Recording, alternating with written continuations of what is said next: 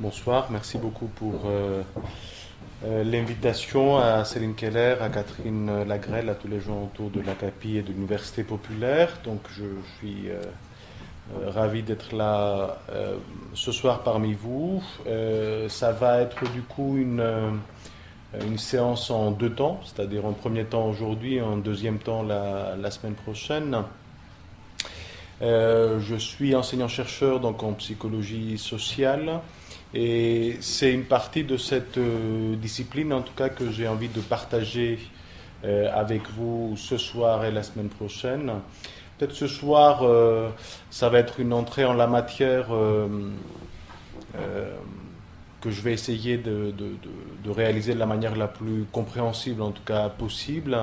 Si ce n'est pas le cas, n'hésitez pas à me le dire, c'est-à-dire que je souhaiterais autant que possible que la séance d'aujourd'hui, comme celle de la semaine prochaine, soit interactive. S'il y a des questions, des termes, des approximations de ma part, n'hésitez pas à m'interrompre ou à poser des questions.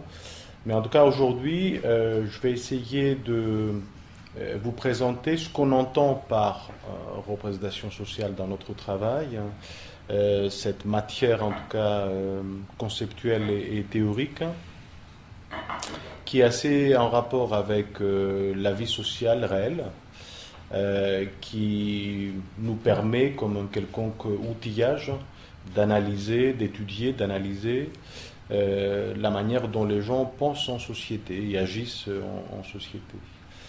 Euh, donc c'est un créneau, si j'ose dire, bien particulier de la psychologie sociale. C'est mon champ de spécialisation. C'est un champ que j'aime bien, donc du coup je consacre une partie de mes travaux depuis quelques années déjà. Euh, c'est aussi un champ d'études qui n'appartient pas que strictement parlé à la psychologie sociale, mais ça a une vocation plus interdisciplinaire. Donc ne soyez pas étonnés si je fais référence à d'autres disciplines, en tout cas dans mon discours, ou si ce que je vous dis vous fait penser aussi à d'autres penseurs, auteurs que ceux de la psychologie sociale que je vais citer. Euh, donc j'ai une projection sous forme de diapositive à vous faire, euh, mais je vais essayer d'exemplifier en tout cas un maximum hein, à travers le discours et à travers vos éventuelles questions ou à travers le débat qui va suivre par la suite. Donc pour une entrée en la matière, j'ai choisi un exemple issu de la communication sociale, la communication de masse. Peut-être vous avez entendu parler de cela, ou dans les médias, peut-être vous avez discuté de cela entre vous, ou peut-être pas, vous allez sans doute me le dire. Mais voici une d'un journal, Libération, c'est un quotidien que vous connaissez, qui m'avait interpellé. Euh, c'est du 5 juillet 2012. Euh, la masse est dite, le gros titre, c'est autour de la physique des particules. Et ça portait sur une des découvertes scientifiques la plus marquante en tout cas de la physique des particules de ce dernier demi-siècle, qui est celle de boson de Higgs. Voilà, peut-être vous avez entendu parler comme cela du boson de Higgs. Euh, Peut-être vous avez eu des échos là-dessus par d'autres personnes. C'est une découverte qui s'est déroulée pas très loin d'ici, du point de vue géographique. C'est au CERN, qui est un centre d'études bien souterrain entre la France et la Suisse, plutôt vers le côté suisse. Plusieurs chercheurs du monde entier, notamment des physiciens, sont réunis et ont la capacité, en tout cas technique, de tester différentes théories, dont celle de Higgs qui avait été prononcée bien avant. je ne suis pas plus spécialiste que vous là-dessus, donc je ne vais pas vous faire un exposé, bien sûr, sur la théorie en tant que telle de la physique des particules, ni sur cette découverte en tant que telle. Ce qui m'intéresse, c'est que la presse a décidé de véhiculer cette découverte de cette manière-là. C'est-à-dire en utilisant une phrase qui est une phrase très courte, c'est un titre, une accroche de la une. Elle est simple, elle est compréhensible, elle est dense, elle est métaphorique, c'est un jeu de mots qu'on comprend certainement tous ici. C'est un jeu de mots qui, à la rigueur, on peut dire qu'il communique plus qu'il ne signifie. Il diffuse une information plus qu'il ne l'explique. Il intègre comme ça d'un seul trait l'importance de cette découverte véritablement extraordinaire dans un parler qui nous est quotidien, qui nous est compréhensible. Et ce parler-là, c'est le fond de commerce, si j'ose dire, de l'approche d'européanisation sociale, c'est le sens commun. Cette accroche est faite, ce titre est fait pour que vous et moi, non spécialistes, je présume, en tout cas c'est mon cas, de la physique, on puisse comprendre de manière assez directe et assez rapide ce dont il s'agit.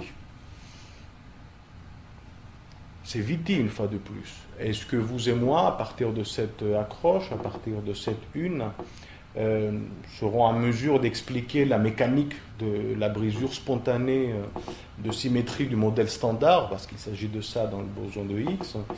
Est-ce qu'on arrivera à expliquer, ou même à comprendre, l'acquisition de la masse par l'interaction? Je ne suis pas certain, certainement pas pour moi en tout cas. D'autant plus que je ne sais même pas certain si c'est le but de cette publication, de ce journal. Pour preuve, un des articles qui suivait cette une et qui était consacré du coup à cette découverte, qui était intitulé Une particule née sous X. Très bien, on continue sur le jeu de mots, pourquoi pas. Mais mon propos ici, c'est simplement de vous dire que on est bien au-delà de la vérité ou de la véracité de l'information, quoi. Ce qui nous intéresse, et ce qui intéresse sans doute le journal, mais en tout cas, nous, ça nous intéresse du point de vue psychosocial, c'est ce que chacun d'entre nous ressent. C'est ce qu'on imagine, à la rigueur, à travers cette accroche. C'est l'échange éventuel qu'on va avoir entre nous ou avec des personnes qui ont lu cette accroche, ont entendu parler de cette découverte. Vous allez me dire, oui, mais les titres des journaux sont volontairement racoleurs. Certes, mais voilà, il y a de nombreux enjeux derrière ce que l'on pourrait qualifier une forme d'acte de communication. Et l'un de ces enjeux, c'est une rencontre entre deux particules relativement différentes. Il s'agit de deux particules de connaissance, cette fois-ci. D'une part, la connaissance abstraite, singulièrement abstraite dans le cas qui nous concerne, de la pensée scientifique, et celle beaucoup plus concrète, celle de la pensée sociale, celle de la pensée du sens commun, de la pensée quotidienne, d'une pensée que on utilise le plus souvent dans une journée et certainement le plus fréquemment tout au long de notre vie. Et leur mise en relation, quelqu'un pourrait dire, ok, mais il s'agit d'un effet de vulgarisation, Alors, je ne pense pas qu'on peut réduire cela à un simple effet de vulgarisation. Je ne sais pas si vous étiez forcément au courant, mais bien avant cette découverte récente, je vous rappelle pour information que X, du coup, et ses collaborateurs ont eu le Nobel de physique à cette occasion. Donc c'était quand même une découverte assez importante. Sauf que X lui-même avait prononcé de manière théorique, donc abstraite et sans preuve empirique, cette théorie-là, cette idée-là, bien des décennies auparavant. Et entre-temps, ça avait beaucoup intrigué la communauté scientifique, notamment la communauté scientifique des physiciens. Et ce boson de Higgs bénéficiait déjà à l'intérieur de cette communauté scientifique aussi bien d'un surnom, mais aussi d'une iconographie adéquate. Elle s'appelait la particule de Dieu.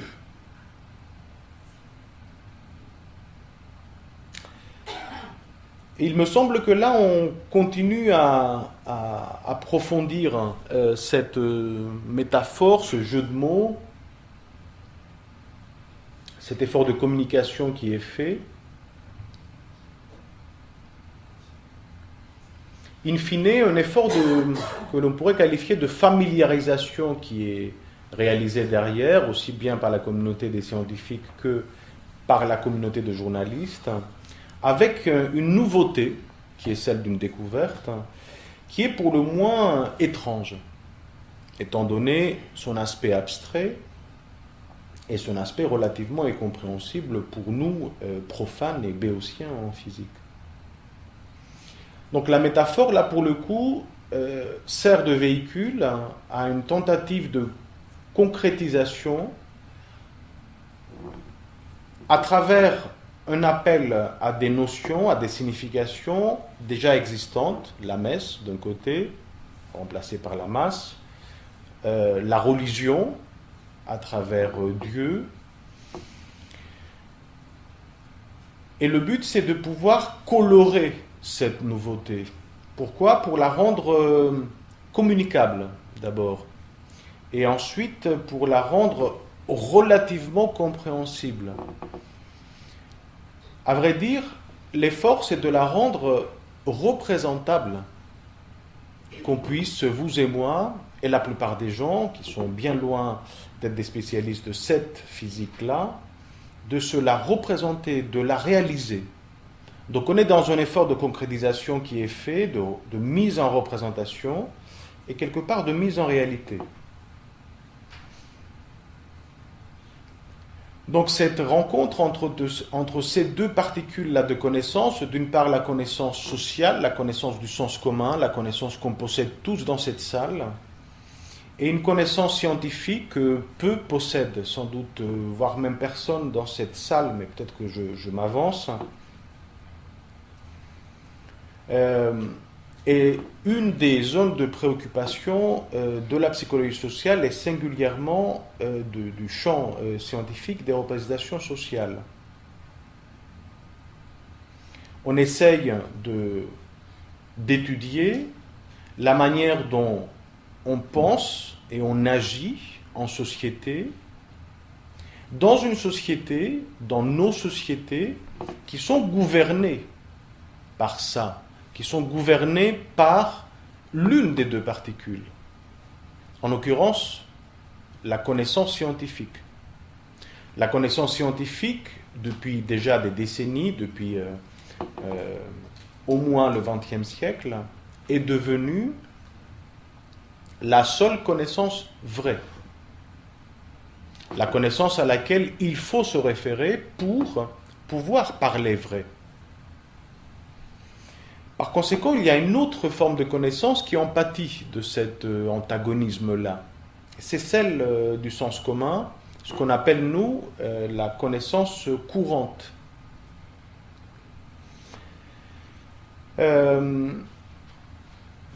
Cette dernière, elle se trouve en difficulté parce que elle est considérée comme étant relativement moins bien positionnée du point de vue de la vérité, du point de vue de son acuité. Et par conséquent, elle est souvent même déconsidérée comme étant une connaissance qui ne vaut pas la peine d'être évoquée. Néanmoins, si on essaye de réfléchir assez librement quelques instants là-dessus, on peut se dire que la plus grande partie de notre existence, une grande partie de nos décisions, des décisions importantes dans notre vie, je peux en citer quelques-unes. Par exemple, on décide de vivre avec quelqu'un d'autre, avec un partenaire. Pourquoi ? Parce qu'on a eu un coup de foudre. Et on décide de s'engager dans cette relation. On décide éventuellement de fonder une famille, de fonder un foyer. Voici une décision qui n'est pas basée sur une connaissance scientifique.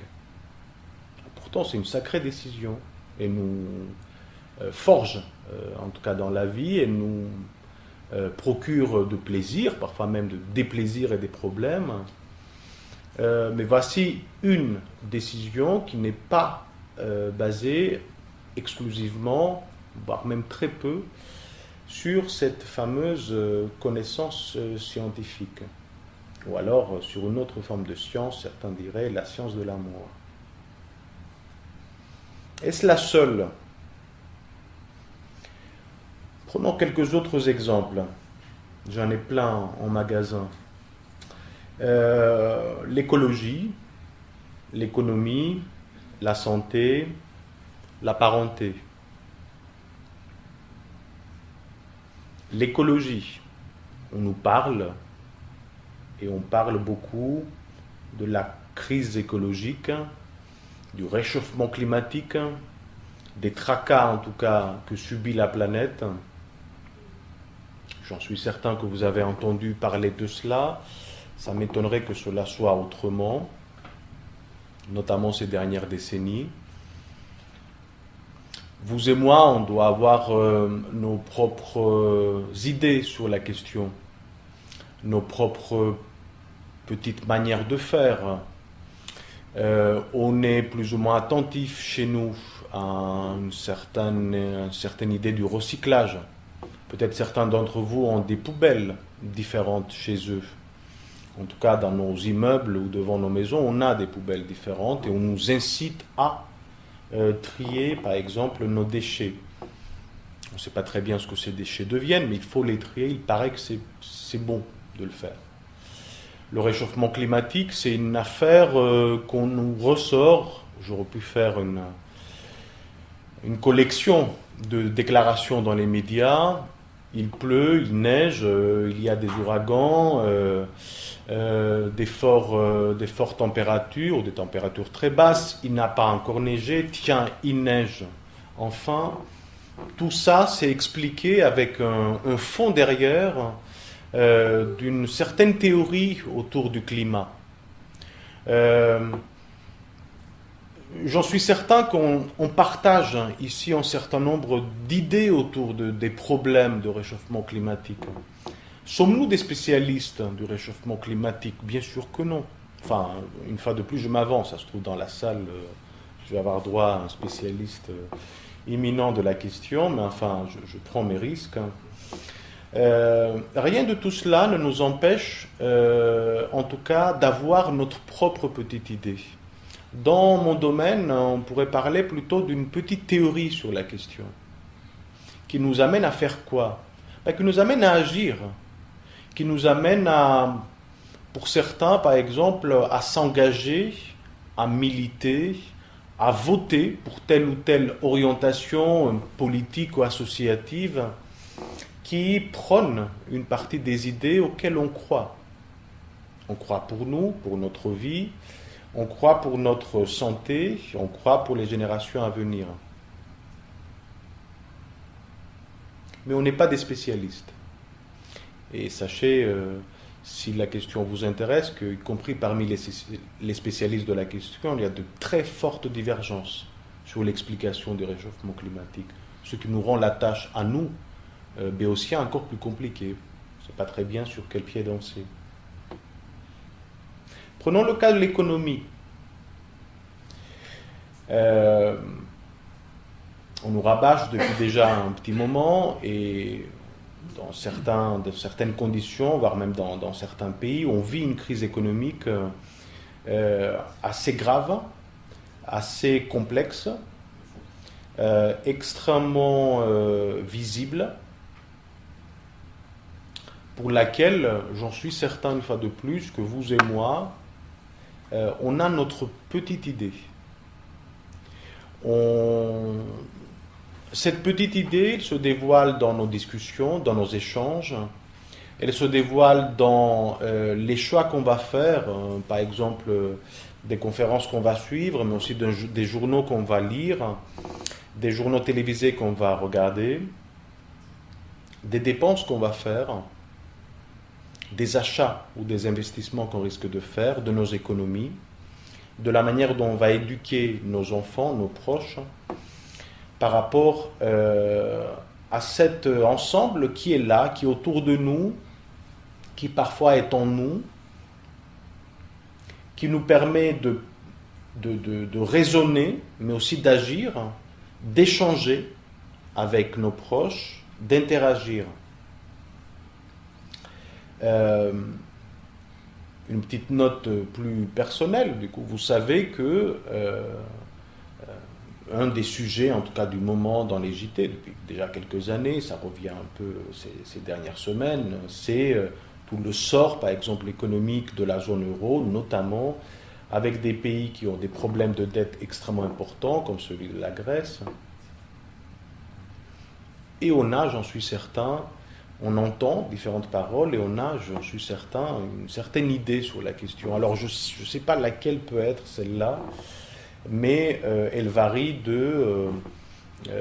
ils ont falsifié les chiffres quand ils sont entrés dans la communauté européenne.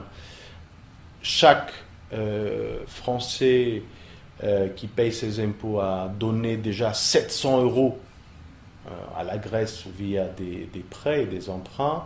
Alors la somme varie entre 700 euros et 10 euros. Enfin, pour pouvoir trouver une moyenne, sans doute, pour pouvoir raisonner avec ça. Mais on construit un certain nombre de causalités. Alors l'adjectif que je vais utiliser n'a rien de péjoratif, des causalités naïves autour de cette situation-là qu'on subit tous collectivement, et certains groupes sociaux, certains groupes nationaux, même davantage que nous. On peut prendre l'exemple de la santé. J'ai mis entre parenthèses le virus Ebola. Voici aussi une information qui a été d'actualité ces derniers mois, un peu moins ces derniers jours ou ces dernières semaines, mais qui a beaucoup mobilisé en tout cas les médias. Le virus Ebola, donc il s'agit d'un virus en plus. On a souvent entendu ces dernières années, en tout cas dans les médias, parler de questions de santé publique. Et je suis une fois de plus quasi certain que parmi vous, il y en a qui ont leur petite idée sur la question. Ce que ce virus signifie, pourquoi on l'appelle Ebola par exemple. Alors cette année, j'ai expérimenté un peu la question auprès de mes étudiants, plutôt des étudiants avancés en master à l'Université Lyon 2 où j'enseigne. Et une des réponses qui a fait rigoler pas mal de monde, qui était tout à fait sincère en tout cas par l'étudiant qui l'a prononcé. Je dis, mais ça vient d'où alors le nom Ebola? Tout le monde avait entendu parler dans la salle, il y avait une cinquantaine, une soixantaine de personnes.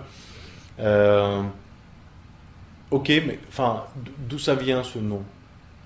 Pourquoi on l'appelle comme ça en fait?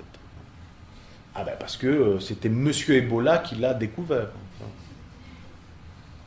Et ça n'a pas fait rire beaucoup de monde parce que les gens n'étaient pas très sûrs, quoi. Donc ils tâtonnaient, ils pensaient que moi je savais tout derrière, et ils ne voulaient pas avancer trop sur la question. Ceci n'a rien de grave, c'est plutôt drôle même. Mais ça permet aux gens de pouvoir se repérer une fois de plus, c'est-à-dire de pouvoir se dire, cette information, ce virus, cette épidémie me concerne, ne me concerne pas, voici ce que je dois faire pour éviter une éventuelle contamination, voici comment je vais orienter ma conduite, mon comportement pour pouvoir faire face à cette situation. Un autre sujet également complexe et pour plusieurs raisons actuelles est celui de la parenté. Un autre exemple. À l'intérieur des systèmes de parenté, on pourrait prendre celui de la procréation, voire même de la procréation médicalement assistée. La parenté et la procréation médicalement assistée, pour avoir un tout petit peu travaillé sur cette question ces dernières années, dans des recherches à échelle nationale en France, il y a une chose qui est assez intrigante. Prenons la procréation médicalement assistée, la PMA, et notamment une forme de procréation médicalement assistée, qui est celle du don de sperme. Elle est destinée à des couples qui rencontrent des problèmes de stérilité constatés. En France, cette technique de procréation médicalement assistée, elle n'est accessible qu'à des couples hétérosexuels avec une confirmation donc médicale d'une infertilité majeure ou d'une stérilité avérée. La plupart des fois, c'est une stérilité masculine. Cette même technique de procréation médicalement assistée, la procréation avec don de gamètes, est régie par des règles totalement différentes et par des lois totalement différentes en Europe, pour ne prendre que l'Europe comme exemple. Par exemple, le don de sperme est interdit en Italie. Il est permis pour des couples du même sexe en Espagne ou en Belgique.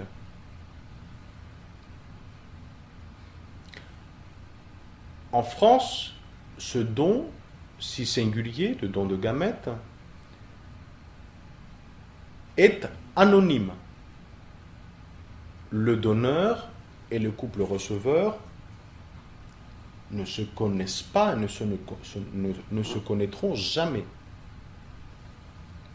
En Suède, depuis les années 80, le milieu des années 80, le donneur est éponyme. En Angleterre aussi, depuis très peu d'années. Pourquoi je vous raconte ça ? Voici une même technique de procréation médicalement assistée qui touche une question bioéthique majeure et fondamentale, qui du coup est régie par des règles extrêmement différentes dans des pays géographiquement proches, extrêmement proches, et on pourrait dire même culturellement proches. Si vous êtes capable de trouver une causalité entre les différentes législations que je viens de mentionner pour cette technique de procréation médicalement assistée et les traditions de ces pays, je suis extrêmement preneur, pour établir vraiment un tableau de causalité, y compris statistique. En faisant cette recherche depuis quelques années en France, j'ai appris beaucoup de choses. J'ai appris par exemple que en Grèce, le don de sperme est ouvert aux femmes célibataires, mais aussi en Israël, mais aussi en Russie, mais pas en France. Et je ne crois pas, à vrai dire, qu'en Grèce ou en Israël, encore plus en Russie, il y a des mouvements féministes très forts qui ont obtenu, suite à des luttes dans les rues, cet accès-là. C'est beaucoup plus trivial que cela. les législations, donc les parlements de ces pays, ont considéré que le rôle d'une femme, c'est de procréer. Et ils souhaitent donner le plus d'accès, de possibilités aux femmes de procréer. Ce sont des parlements qui ont voté ces lois. Ces parlements sont peuplés de personnes pour lesquelles on vote, vous et moi, et qui nous représentent. Est-ce qu'ils ont des logiques fondamentalement différentes des vôtres, des nôtres? Je ne le pense pas. Si vous êtes suffisamment curieux, allez-y sur le site de l'Assemblée nationale en France. Il y a les minutes des débats. Jetez un œil. Ça ne dépasse pas extrêmement fréquemment, hormis pour ceux qui ont préparé les débats vraiment en amont avec leurs conseillers. Les argumentaires que vous et moi on peut déployer sur des questions sur lesquelles on ne se sent pas forcément spécialistes.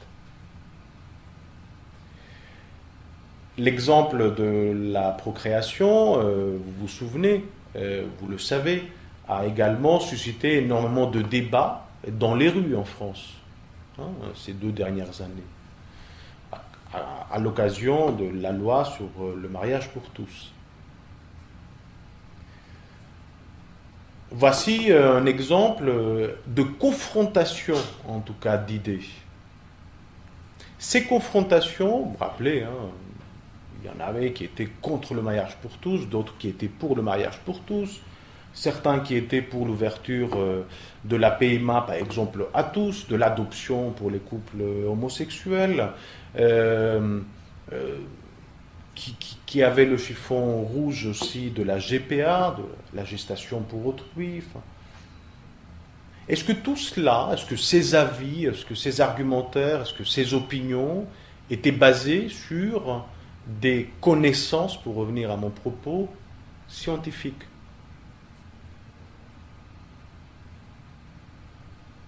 Elles étaient davantage basées sur des connaissances que l'on pourrait qualifier de sociales,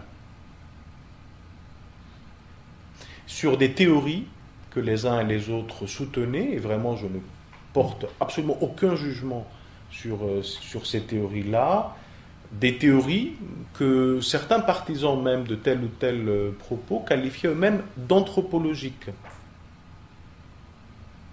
Des théories, donc une fois de plus sans usage péjoratif du terme, naïves, sur ce que c'est une famille, ce que ça doit être un couple, la manière dont un enfant ou des enfants doivent s'éduquer, s'entourer, avoir besoin de figures, par exemple paternelles ou maternelles. Tout cela, ça n'a rien à voir avec la physique des particules. Il n'y a pas une forme d'axiomatique, en tout cas mathématique, qui nous le prouve. On y croit, et on le défend parce qu'on y croit. Ça vient de nos groupes d'appartenance, ça vient de nos cultures, ça vient de nos convictions religieuses, et ça nous permet d'une part de penser les choses, mais aussi d'agir sur les choses. Ce n'est pas de la théorie, de ce point de vue-là. Si je crois que tel modèle de famille est meilleur, c'est sans doute, parce que moi-même, j'ai essayé de le produire et de le reproduire. Et c'est des trucs qui nous engagent quand même dans la vie. C'est pas simple, le fait de s'engager dans la création, par exemple, d'un foyer, et c'est pas non plus rien d'aller le soutenir dans la rue. C'est une forme d'engagement absolument respectable d'une part et qui montre une action importante. Du point de vue de la psychologie sociale, on considère que justement il y a au moins ces 2 formes-là de connaissances dans nos sociétés, connaissances scientifiques d'un côté, connaissances sociales, connaissances du sens commun de l'autre, et on met l'accent sur cette connaissance-là du sens commun. À vrai dire, pour être plus précis en tout cas sur mon propos, on considère qu'il y a il y a 2 sources en fait de connaissances sociales.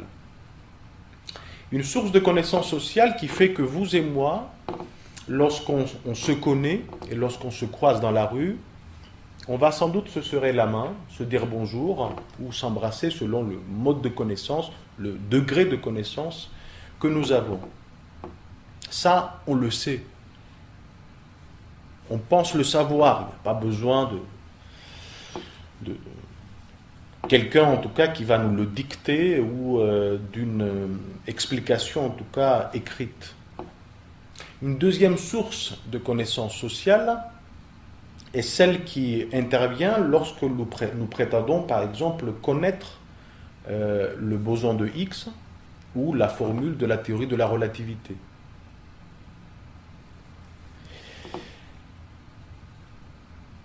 J'irai même plus loin, y compris lorsqu'on affirme que telle conduite comportementale est dangereuse parce que ça peut provoquer telle ou telle maladie.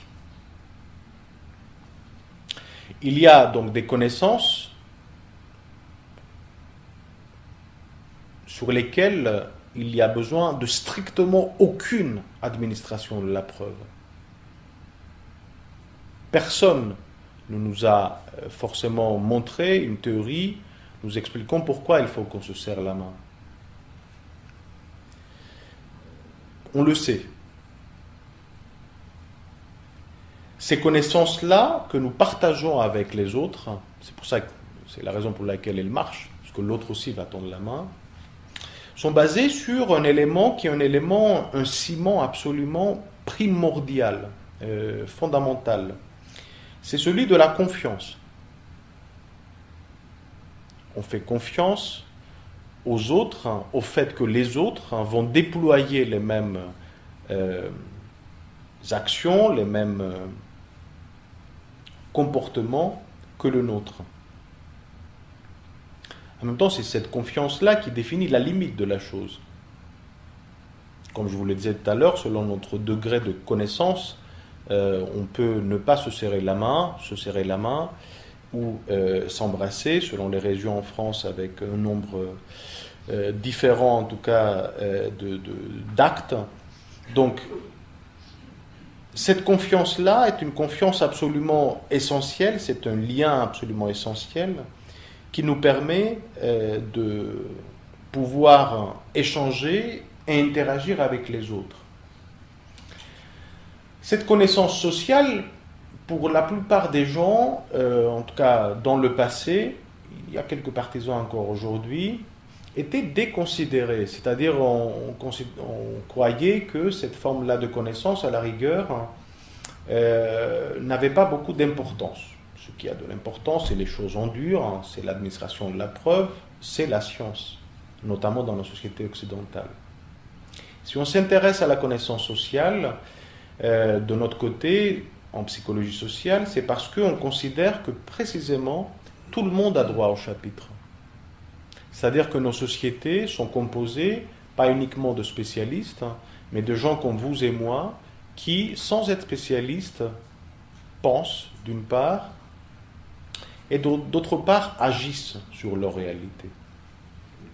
Donc ça, c'est une forme de propos que quelqu'un pourrait qualifier de manière un peu philosophique, si j'ose dire, d'épistémologique, mais pour être plus concret, on pourrait parler aussi d'un propos politique. On considère que, quand je dis tout le monde a droit au chapitre, tout le monde a un sens commun. S'il y a des gens qui adorent la généralisation comme ça, planétaire en tout cas, des choses et des théories, voici une généralisation planétaire qu'on qualifie dans le vocabulaire des sciences humaines et sociales d'invariant. À savoir que toute société, dans l'histoire de l'humanité, aussi lointaine soit-elle, du point de vue géographique ou culturel, possède un sens commun.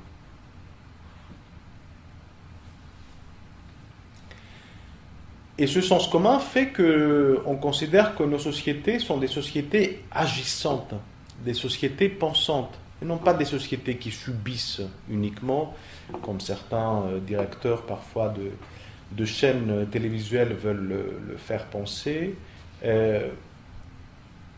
Agissent ces sociétés sur le monde.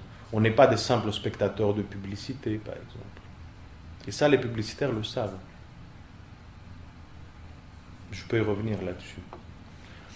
Donc, voici une phrase qui n'a rien d'académique, en tout cas, si tel est le cas, je m'expliquerai davantage. Nos réalités sont changeantes. Les réalités dans lesquelles qu'on traverse, en tout cas, sont extrêmement évolutives.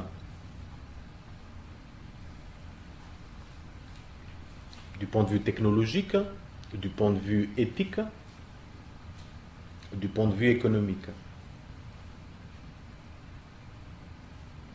Donc, en psychologie sociale, en tout cas dans cette psychologie sociale que je pratique comme sport, on s'intéresse à la dynamique de la pensée sociale, on s'intéresse à nos sociétés comme étant des sociétés qui sont en train de se faire, qui sont dans une permanente évolution.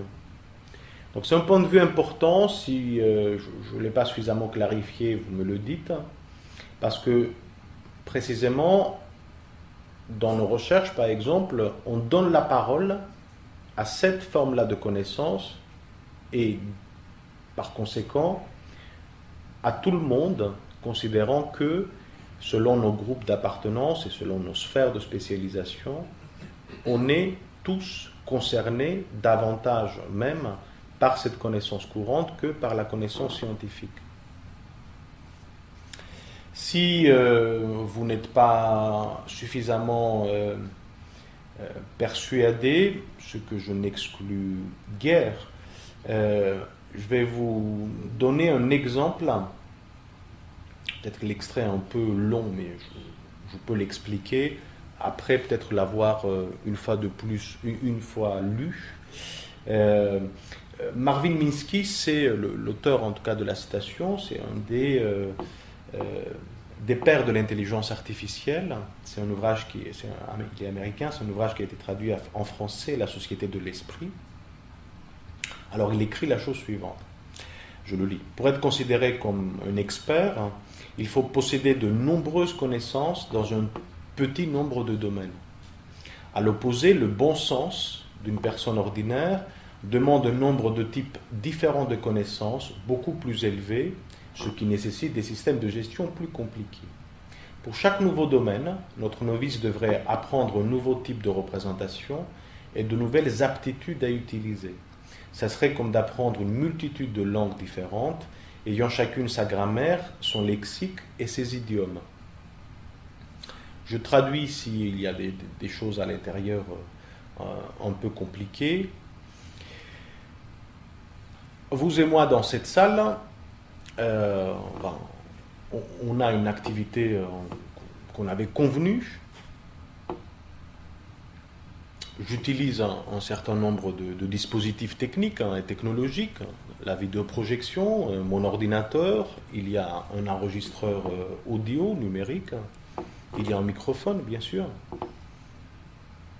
Je ne sais pas si on est nombreux ici à pouvoir, avec une relative précision, expliquer comment ces choses-là marchent. Comment, par exemple, de mon ordinateur, avec une connexion utilisant la transmission du coup des informations vers le vidéoprojecteur, vous projette la diapo. Mais vous savez quoi? On s'en moque. Parce qu'on ne sait pas non plus comment nos téléphones marchent. Et on ne sait pas forcément précisément comment notre montre marche.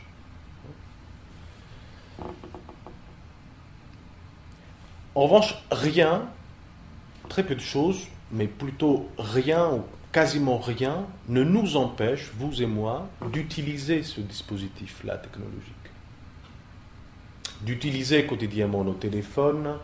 Il paraît qu'en moyenne, peut-être c'est certainement pas votre cas, et ce ne serait pas le mien, mais enfin en moyenne, on le regarde 120 fois par jour. rien ne nous empêche de le faire. On le fait avec une aisance.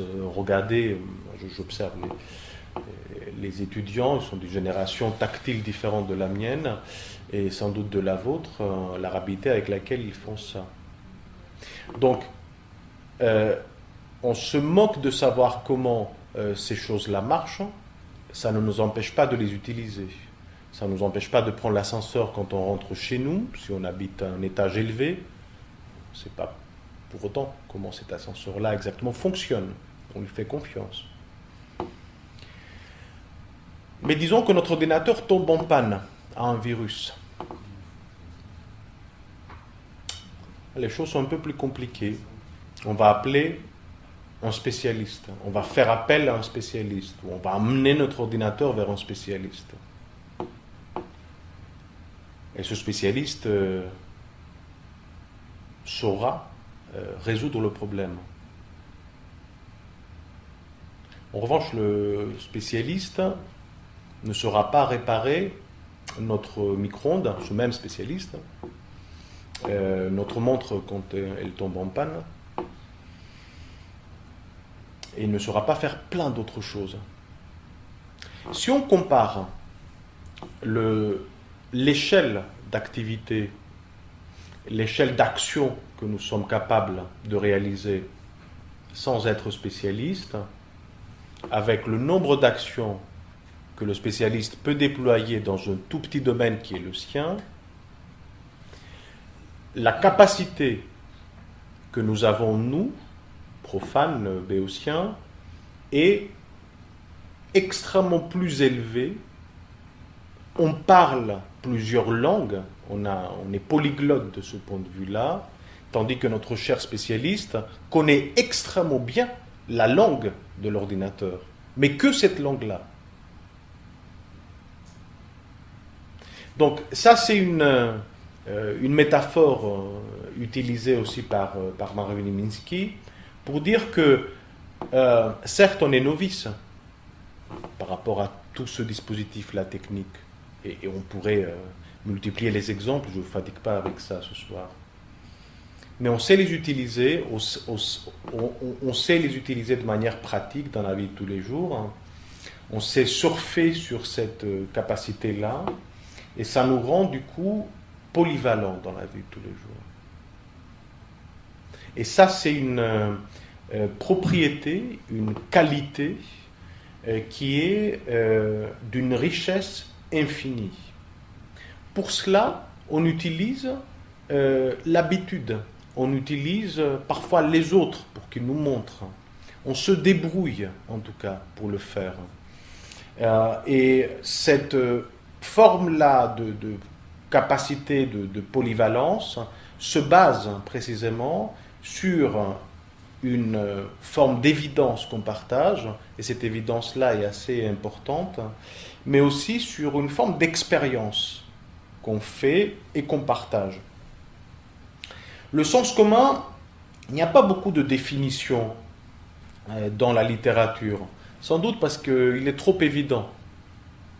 Voici une citation qu'on utilise un peu dans notre domaine, qui me semble assez adéquate. Il comporte les images, les liaisons mentales qui sont utilisées et parlées par tout le monde. Quand les gens s'efforcent de résoudre des problèmes familiers ou d'en prévoir l'issue. C'est un corpus de connaissances fondé sur des traditions partagées, enrichi par des milliers d'observations, d'expériences, sanctionnées par la pratique. On peut tous s'y reconnaître. On observe dans la vie de tous les jours, on valide ou on invalide, on reproduit, on fait et on partage surtout avec les autres. Et ce partage-là n'a pas forcément besoin d'une explicitation. On fait ce que les autres font et on sait ce que chacun sait. Et notamment dans nos propres groupes d'appartenance, cette forme-là de partage est même davantage non verbalisée, elle est tout simplement partagée par les uns et par les autres. Alors, du coup, cette matière du sens commun, elle est importante pour nous parce que on considère que les gens, précisément vous et moi, ont construit des théories du sens commun, qui nous permettent de façonner notre action, notre pensée, mais aussi notre action.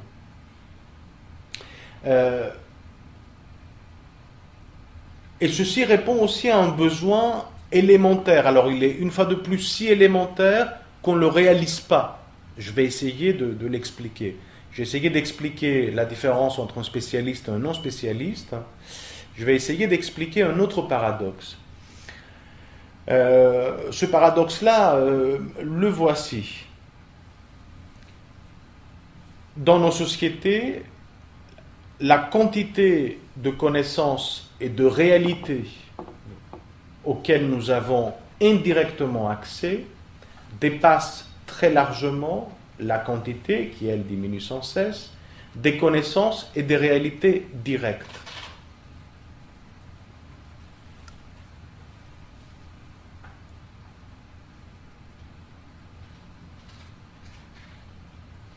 On a tous eu un moment de discussion tout à l'heure à propos du virus Ebola.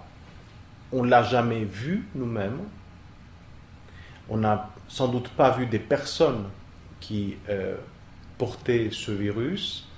Toutes ces informations nous ont été transmises par les médias essentiellement, mais aussi par notre entourage. Ça, c'est une connaissance indirecte. La connaissance directe, je l'ai du collègue, du partenaire, du compagnon que je côtoie dans mon milieu professionnel quotidien et sur lequel, bien sûr, je passe mon temps à discuter avec les autres. La connaissance directe, je l'ai lorsque je vais cuisiner moi-même mon propre plat. La connaissance directe, je vais l'avoir lorsque je vais écrire moi-même mon texte. En revanche, la connaissance indirecte, elle est celle que, justement, à travers la communication médiatique, mais aussi le net, et à travers la communication sociale, c'est-à-dire la communication avec les autres, nous rencontrons, et nous rencontrons de manière assez phénoménale ces dernières années, en tout cas de plus en plus importante.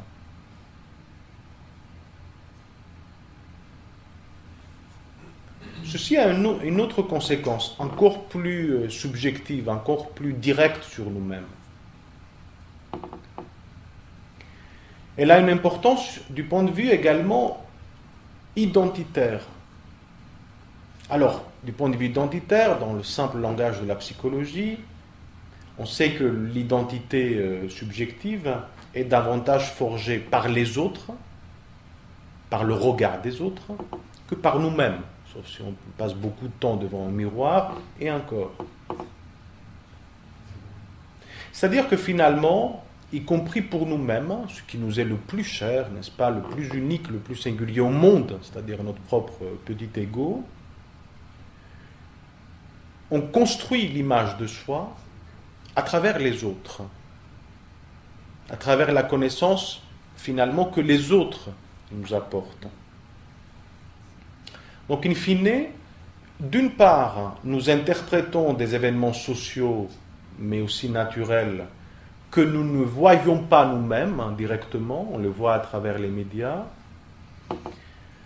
et nous voyons de notre côté des événements qu'on nous assure être interprétés ou interprétables par d'autres, ces autres très chers, qui nous influencent, à qui on accorde une part de confiance, en tout cas dans leurs explications.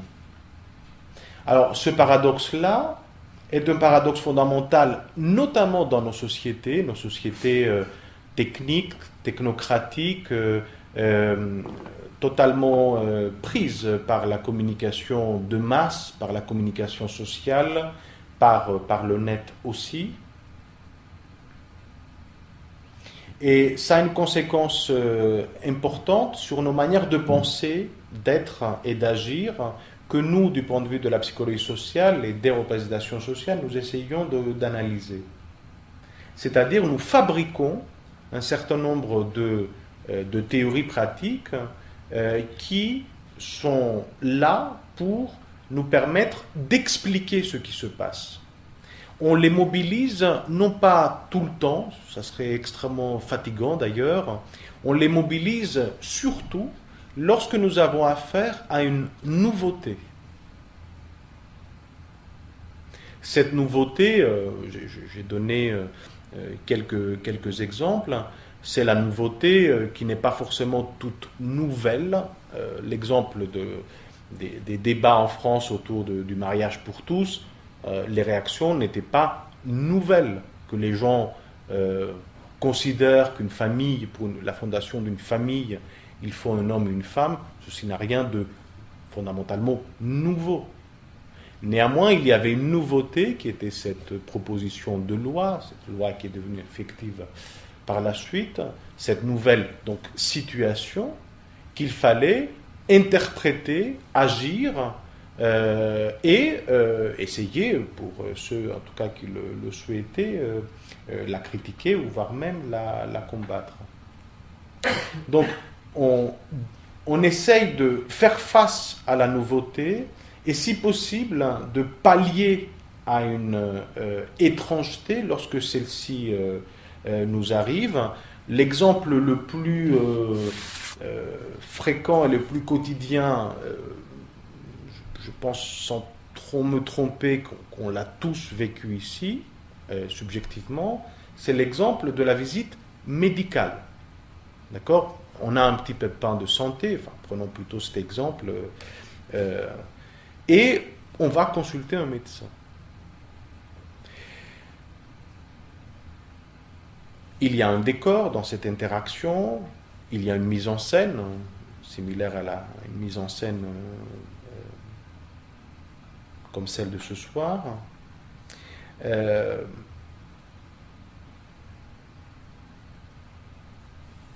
On sait ce qui nous attend, on a quelqu'un qui va nous examiner, et on attend le verdict, on attend le diagnostic. Le diagnostic nous est livré, jamais tout seul, souvent avec une part écrite, qui est la prescription, qu'on n'arrive pas très bien à comprendre. Parfois il y a quelques symboles incompréhensibles où l'écriture est indéchiffrable.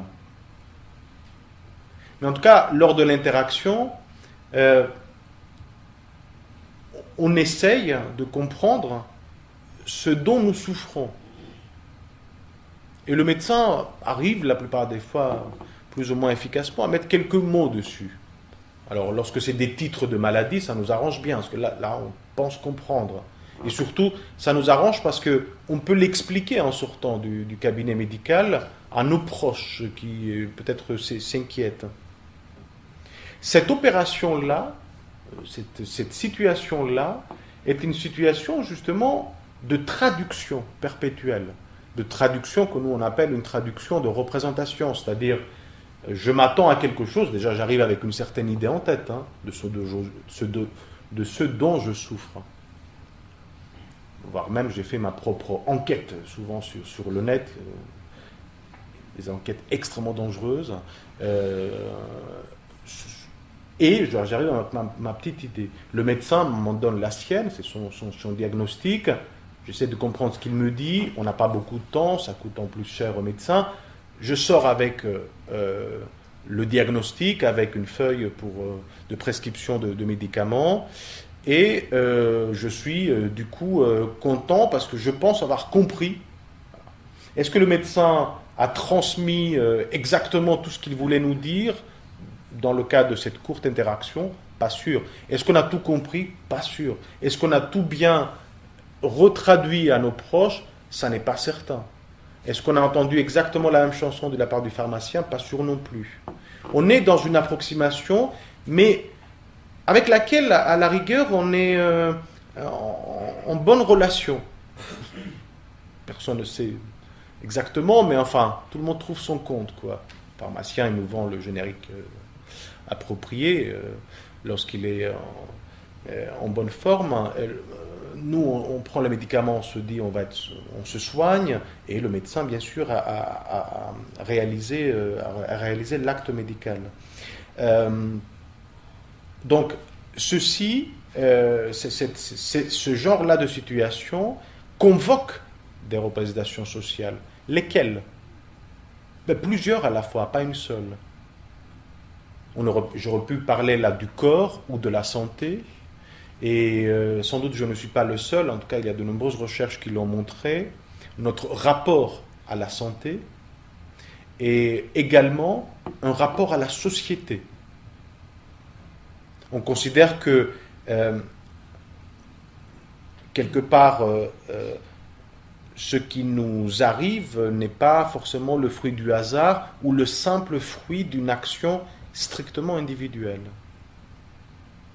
Donc, dans cette interaction-là, celle que je viens de décrire avec un médecin, pour prendre un exemple assez connu, il y a une multitude, du coup, un faisceau de représentations sociales qui ont une réalité et qui font la réalité pour nous. Je ne dis pas qu'ils font une réalité fausse. On n'a pas la réalité là, comme chez Platon, et la représentation de l'autre. Non, c'est ça pour nous la réalité. Et c'est en fonction de cela qu'on agit. C'est en fonction de cela qu'on mange plus ou moins bien les produits qu'il faut. Et avec les précautions nécessaires. Donc, la représentation sociale de ce côté-là n'est pas une reproduction, n'est pas un dédoublement, c'est une véritable construction mentale qui vient de nous-mêmes. Ça ne vient pas de nos têtes, ça vient du langage et du comportement qu'on a appris dans nos groupes d'appartenance. Et c'est comme ça qu'on arrive à faire face au quotidien, en tout cas, à tout ce qui devient à un moment donné étrange ou non familier. La maladie étant une forme assez emblématique de cette étrangeté.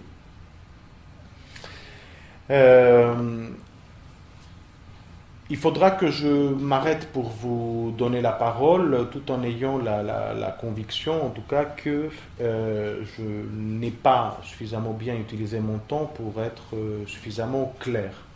Je vais utiliser un tout dernier exemple de 2 minutes, si vous me le permettez, pour vous essayer de vous persuader davantage sur l'existence, en tout cas, de ces représentations sociales dans notre vie quotidienne.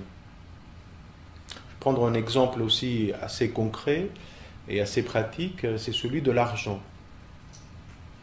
De plus en plus, on utilise, on ne voit pas l'argent. C'est-à-dire, on utilise nos différents moyens de paiement, on achète quelque chose en utilisant une carte bleue, on achète quelque chose sur le net, en tout cas de plus en plus, paraît-il, en France.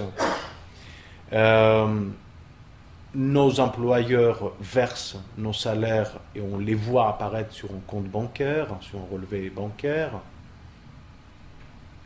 etc., etc. L'argent qui nous est si cher, parce que c'est un carburant quand même utile pour le quotidien, c'est le moins qu'on puisse dire. Voici une notion qui devient de plus en plus dématérialisée. Et ceci ne nous empêche guère de l'utiliser, on est d'accord.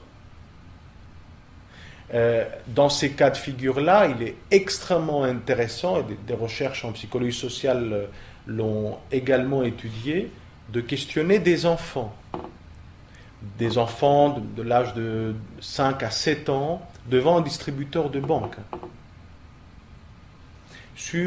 Mais d'où vient cet argent en fait ?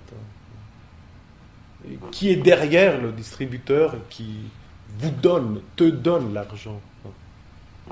Et comment tu arrives lorsque tu vas dans un autre distributeur à répéter la même action, et dans une autre ville, et dans un autre pays? Et donc l'argent coule à flot, et ça veut dire que tu peux quelque part sortir de l'argent autant que tu veux de n'importe quel endroit. Voici un exemple d'une forme de théorie aussi, d'un raisonnement que l'enfant essaie de construire pour comprendre cette réalité. Cette réalité, elle n'est pas au même degré pour nous, mais ne me dites pas que vous savez qui approvisionne en tout cas le distributeur derrière et comment cette action se déroule au moment où on met notre carte, au moment où on paye avec notre carte sur un appareil. Les représentations sociales sont un tout petit peu comme l'argent. C'est-à-dire elles sont impersonnelles parce qu'elles appartiennent à tout le monde. L'argent peut appartenir à tout un chacun. Elles sont les représentations d'autres personnes qui appartiennent à d'autres groupes. On a une variation aussi de l'argent, n'est-ce pas, selon les groupes d'appartenance.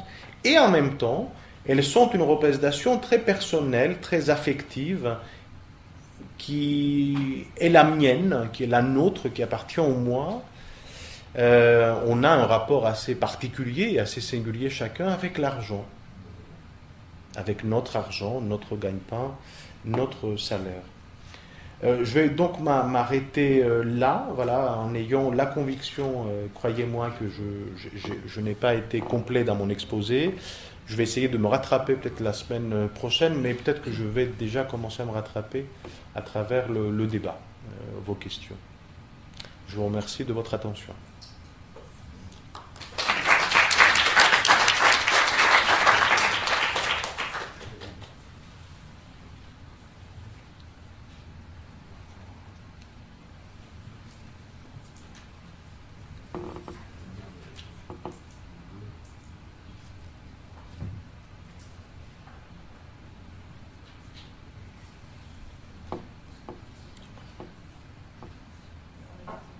Oui, je vous remercie parce que vous m'avez fait découvrir vraiment un domaine que je ne connaissais pas. Je ne par contre, je veux savoir pourquoi ça marche mal, non? Non, ça marche très bien. Je voudrais savoir, bien que ce sens commun a été traité avec tant de mépris de façon aussi péjorative, est-ce que ça vient seulement du fait que la science, comme vous l'avez dit, était mise en avant? Je vous remercie pour votre question, parce qu'elle est vraiment extrêmement importante. Il y a deux figures emblématiques qui ont été associées au sens commun, pour certains qui continuent à être associés au sens commun. La première, on est fin 19e, début 20e siècle, et on est dans les domaines scientifiques. C'était le primitif, c'était les peuples primitifs. Ceux-là, j'ouvre des guillemets, ne pensent pas de la même manière que l'homme civilisé. Il faut entendre derrière l'homme blanc civilisé. Ils pensent de manière inférieure, parce qu'ils n'ont pas le même niveau de technique ni de civilisation. Voici l'une des deux figures emblématiques du sens commun, associée donc toujours à une forme de pensée inférieure. La deuxième, qui est, à mon sens, encore bel et bien présente dans nos sociétés, est celle de l'enfant. L'enfant, notamment en bas âge.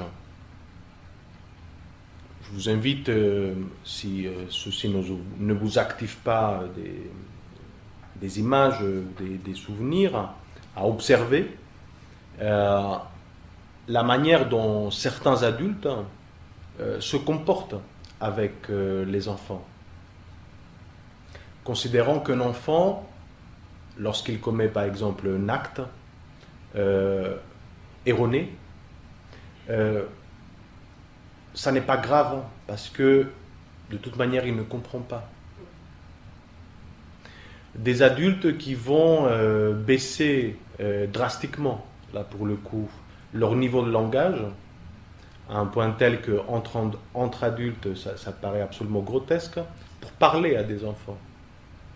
Parce qu'il faut se rendre beaucoup plus inférieur, n'est-ce pas, pour pouvoir se faire comprendre, non pas uniquement par des individus plus petits, mais aussi par des esprits inférieurs que le nôtre.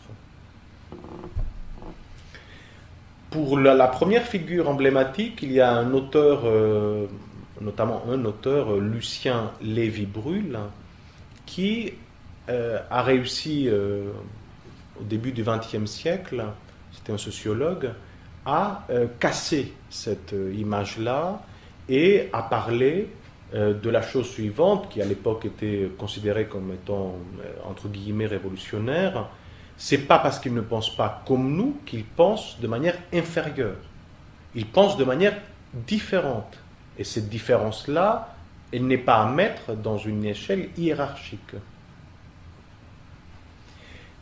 Pour la deuxième figure emblématique, c'est un autre penseur, psychologue, peut-être le nom vous est familier, Jean Piaget, qui précisément a essayé de montrer, même si il nous a toujours été enseigné de manière assez pénible à l'université Piaget, il a essayé de montrer que la pensée et le discours de l'enfant est une pensée, un discours absolument valable, non comparable à celui d'un adulte, à ceux d'un adulte, mais non inférieur de celui d'un adulte, ce qui est une différence extrêmement importante.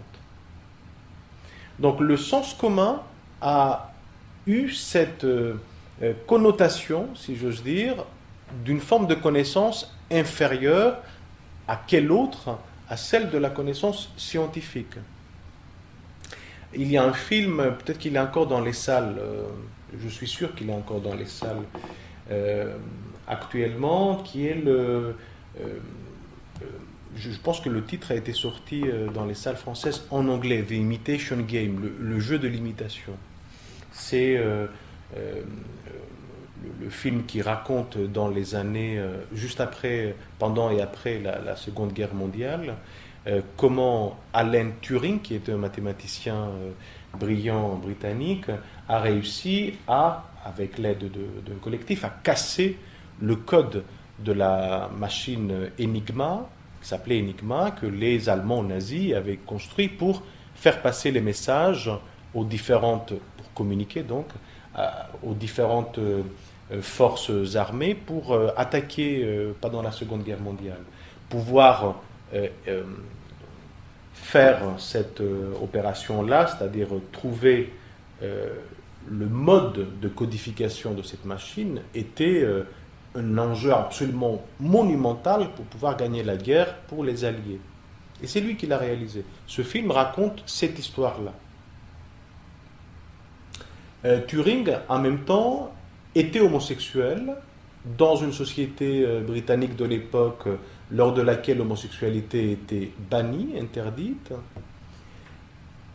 Ceci et plein d'autres éléments, je vous laisse les découvrir dans le film, font finalement de cette découverte qui était basée sur un réel usage des mathématiques en plus abstraites, font un usage, enfin, met en évidence ce film, la coexistence d'une part de l'intuition, de l'affect, et de l'autre part de cette connaissance qui est une connaissance abstraite et ô combien solide du point de vue mathématique. Je vous invite éventuellement à le regarder. En tout cas, sur le fait, pour être très, très simple, encore plus simple, que dans la vie de tous les jours, on fonctionne avec tout ça dans la tête. C'est-à-dire avec la religion, avec la vision du monde, avec l'athéisme, avec l'amour, avec la haine, avec les affects, donc les émotions et la connaissance spécialisée. Et qu'il est difficile de les distinguer. Ça serait même dangereux de les distinguer. Il ne faut pas non plus faire une soupe de tout ça, hein, mais en tout cas, on ne peut pas s'attendre à ce que les individus, vous et moi, dans nos sociétés, raisonnent et agissent de manière strictement canonique et rationnelle. J'espère avoir répondu à, votre question. Peut-être que j'ai été un peu long.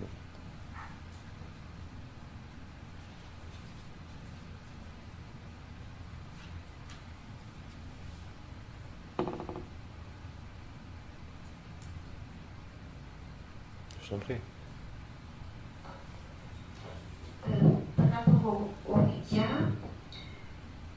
ils ont une grande place dans nos représentations sociales. Ils ont une très grande place dans nos représentations sociales. Est-ce qu'on doit travailler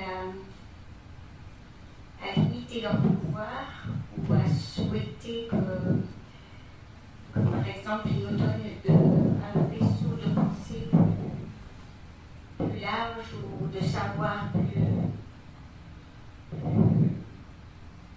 solide que ce qu'ils nous donnent peut-être?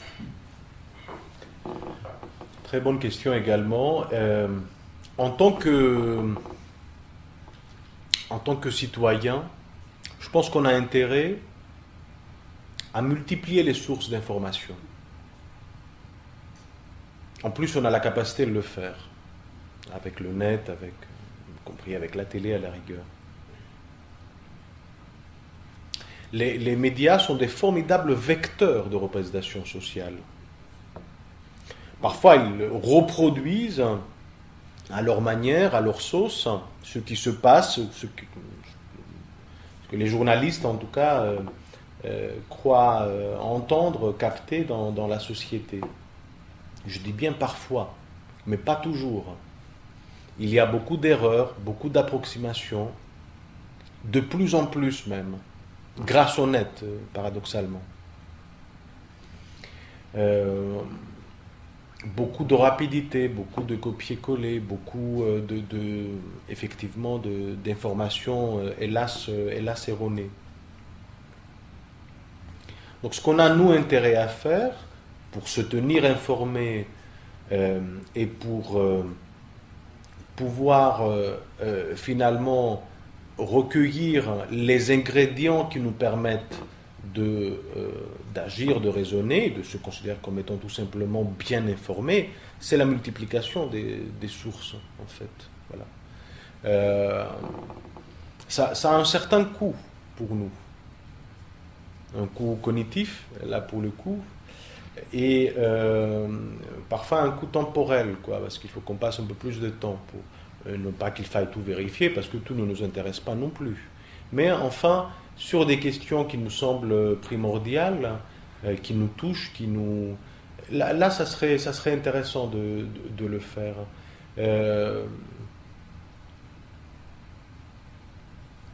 Ceci permet également de mettre l'accent sur la formation des journalistes. Je pense que des collègues en sciences de la communication, en sciences de l'information et de la communication, sont extrêmement attentifs aussi à cela. Comment sont-ils formés, quoi, pour pouvoir décortiquer une information, pour pouvoir parfois la vulgariser, la résumer, la synthétiser, la redonner à un lecteur, lui faire comprendre, enfin. C'est pas une opération très simple, parce que c'est toujours une opération de traduction. Voilà. Moi, je suis admiratif sur la une que je vous ai montrée tout à l'heure de Libé. Enfin, c'est magnifique, quoi. Le jeu de mots était sublime. Et ça ne prétendait pas autre chose que ça. Enfin, ça prétendait plutôt à une évocation forte qu'à une explication en tant que telle. C'est un joli travail qui est fait derrière.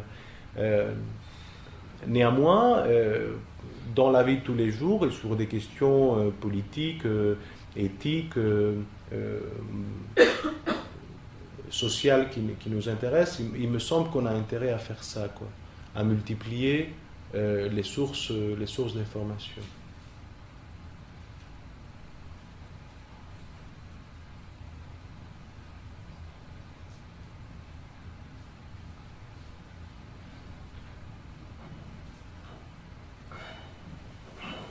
Moi, j'ai une question plus générale. Comment pouvez-vous traduire ce sens commun qui nous a été traduit oui, surtout par les plus anciens, et qui devient de plus en plus rationnel, c'est-à-dire qu'il se réduit à une partie vraiment très minimale? Si je peux me permettre juste pour mieux saisir la question, pourquoi pensez-vous qu'il se réduit ? Oui, c'est ça. Mais pourquoi vous pensez que ça se réduit de plus en plus? C'est une interrogation. Heureusement que les médias interviennent sur ce registre, mais pas que. Moi, je pense l'inverse. Je ne pense pas que ça se réduit. Effectivement, on vit dans des sociétés, nos chères sociétés occidentales, enfin, plutôt riches et occidentales par rapport au reste de la planète. On est perpétuellement, quand je parlais de réalité changeante, on le voit dans nos rapports humains, on le voit dans d'autres secteurs, la si forte implication, par exemple, de la technique, de la technologie, aussi bien dans nos modes de production que dans nos moyens de communication et de relation. Cette présence là de la technique n'est pas, qui est considérée comme un progrès scientifique, n'est pas forcément accompagnée, en ce qui nous concerne, d'une compréhension de la manière dont ceci se passe. J'utilisais l'exemple du vidéo proche, de l'ordinateur, du téléphone portable. Demain, nous aurons certainement la reconnaissance vocale de manière beaucoup plus performante qu'aujourd'hui. La reconnaissance par l'œil, en tout cas pour plein d'autres actions, voire même d'identification. La génétique, enfin, tous ces progrès scientifiques ne sont pas forcément mieux compris par nous. Donc on utilise nos ficelles, si j'ose dire, du sens commun, nous permettant du coup de faire face à cela. Regardez le débat que je mentionnais tout à l'heure autour de la procréation médicalement assistée. Voici une preuve de l'intervention, là pour le coup, de la médecine et de la technologie, parce qu'il faut de la technologie pour faire ça aussi, tout de même, dans un domaine qui était considéré comme un domaine sacré, qui est celui de la parenté.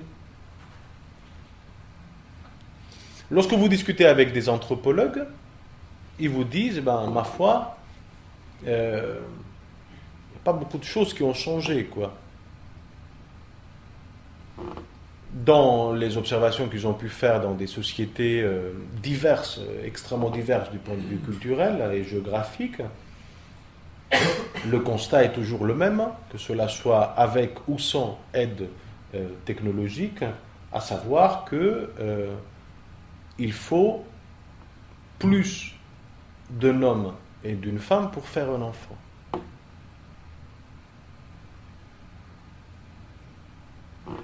Dans d'autres sociétés, ce troisième agent, pour citer la terminologie anthropologique, troisième élément, c'est l'esprit, c'est Dieu.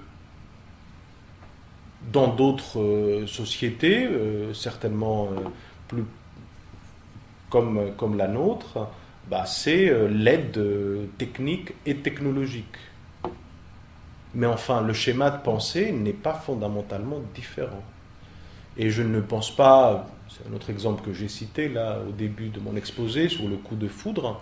Je ne sais pas si par exemple cette notion-là a énormément évolué, si j'ose dire, grâce à l'aide de techniques et technologiques. Ça reste toujours le mystère. Donc je ne pense pas que la part de sens commun se réduit. Je pense même que la part de sens commun augmente, parce que tous ces dispositifs, en tout cas techniques et technologiques, sont plutôt pour nous remplis d'interrogations et d'apories sur leur mode. On ne sait pas très bien comment ça fonctionne, mais on est d'une performance absolument redoutable pour les utiliser. Entendu, mais vous êtes sur le champ scientifique et vous êtes sur le champ politique. Je suis sur le champ scientifique, Oui, pardon. Prenez par exemple du champ scientifique, mais prenez l'exemple du champ politique. Oui. Où on vérifie de plus en plus une exclusion de l'humain.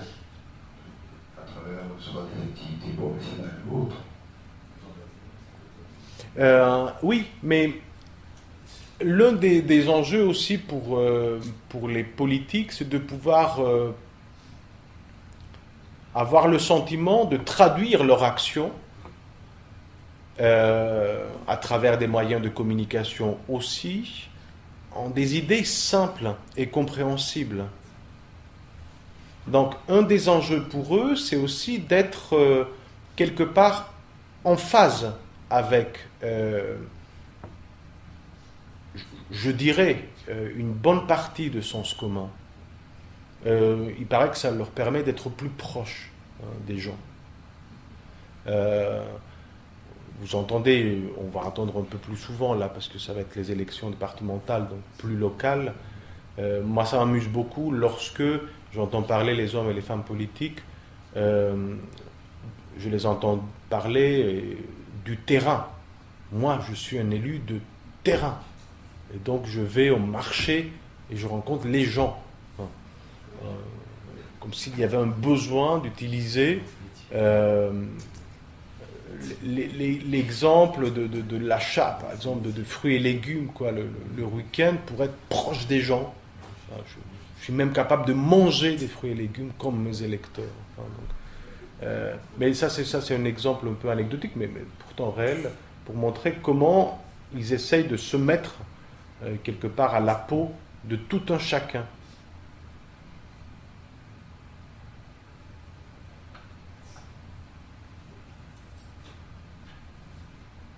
En revanche, je serais d'accord avec vous sur le fait qu'il y a des sphères, là pour le coup du politique, davantage gouvernées par, là pour le coup, la connaissance technocratique, ou même l'idéologie technocratique, qui se déconnecte de plus en plus du sens commun. Un exemple tout récent, issu de la crise économique aussi en Grèce, l'actuel ministre de l'économie évoquait il y a quelques jours le fait que dans une réunion de l'Eurogroupe, enfin de toutes ces têtes pensantes des économies européennes, ma foi relativement grises, il faut l'avouer, il a osé parler de la crise humanitaire en Grèce, c'est-à-dire quand même un taux de suicide absolument incommensurable, enfin pas mal de gens dans la pauvreté, et passons. Et on lui a dit, ici, monsieur, on ne traite pas de questions d'idéologie. Et ça, je trouve ça assez éloquent aussi comme exemple, c'est-à-dire que lorsque vous traversez du coup un univers en vocabulaire, vous êtes taxé, vous parlez de la vie, enfin, c'est parler d'idéologie. Donc, ici, on parle de chiffres. C'est sérieux.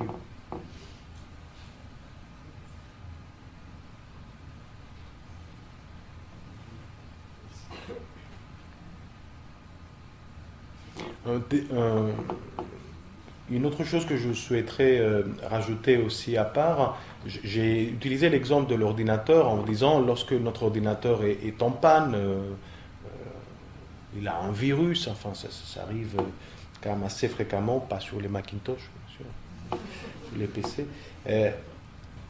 On fait appel à un spécialiste. Voici un mot aussi, le mot virus, qui pour nous a une importance dans nos domaines absolument significative, dans le sens où ce mot-là, que Pasteur enfin un peu inventé, rien, strictement rien, ne le prédestinait pour devenir ce que tout le monde comprend dans la salle lorsque je parle d'un virus informatique. Ce passage d'un univers, d'un vocabulaire, d'un champ qui est celui par exemple du virus biologique en biologie au virus informatique, c'est une opération socio-cognitive qu'on effectue mais sans aucun problème, vous et moi.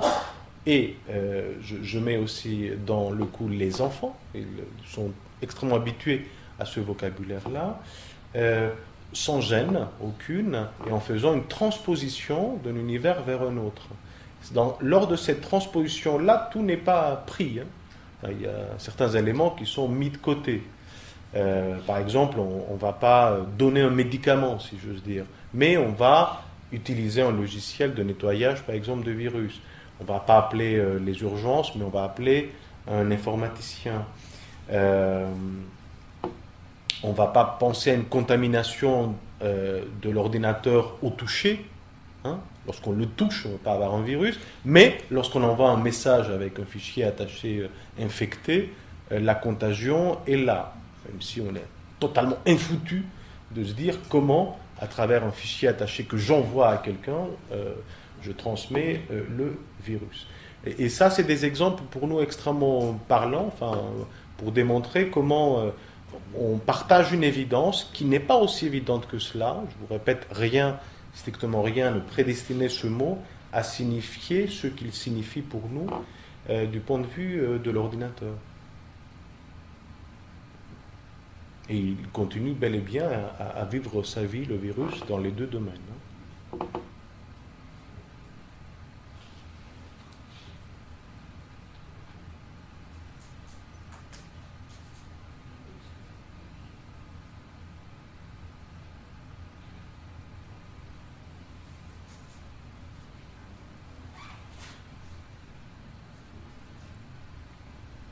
J'ai essayé de faire exprès de ne pas mentionner, pour faciliter un peu l'exposé en tout cas, et parce que je sais que je ne suis pas dans une salle universitaire, académique, j'entends par là, en faisant cours précis, comme je fais avec les étudiants, des noms d'auteurs, des dates, énormément, etc.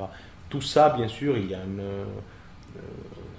biographie très pertinente qui vous est proposée là derrière, voire même des lectures, hein, si ceci vous semble intéressant pour aller plus loin, ça aiguise un peu votre curiosité. Ce que je peux vous dire par rapport, simplement pour conclure au champ des représentations sociales, c'est que c'est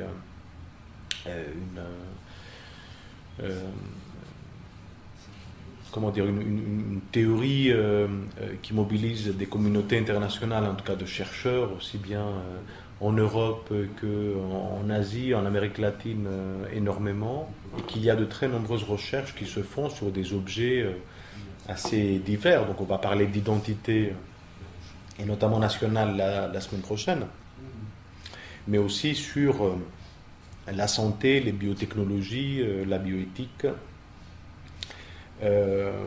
l'environnement, l'éducation, pour ne citer que ces champs-là, et que c'est un champ interdisciplinaire, c'est-à-dire, même si c'est une théorie qui émane davantage de la psychologie sociale, on partage un vocabulaire avec les sociologues, les anthropologues, les politologues ou les historiens, qui rend du coup le travail commun possible.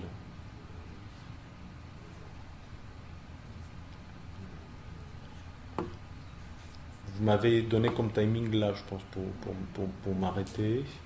Donc je vais m'arrêter. On se revoit du coup la semaine prochaine et on va voir la semaine prochaine un exemple ultra concret, quoi. Enfin, c'est-à-dire, vous allez voir un peu comment ces affaires-là ne sont pas que dans la tête, hein, mais ça peut aller assez loin. Et on va se questionner du coup la semaine prochaine sur un champ qui n'a pas non plus beaucoup, sur lequel la connaissance scientifique n'a pas beaucoup de pouvoir, hein, qui est celui de l'identité, et notamment, tout particulièrement, de l'identité nationale. On va notamment se poser la question, à travers un exemple réel sur lequel j'ai consacré 3-4 années de ma vie lorsque je faisais ma thèse de doctorat, et qui est sorti un peu plus tard en livre, là, qui vous est proposé. Qu'est-ce qui définit le nom d'un groupe national? Par conséquent, qu'est-ce qui fait sa différence avec d'autres groupes nationaux? Et comment, du coup, une rencontre relativement explosive peut se produire lorsque deux groupes nationaux différents risquent de partager le même nom. Ok. Merci beaucoup.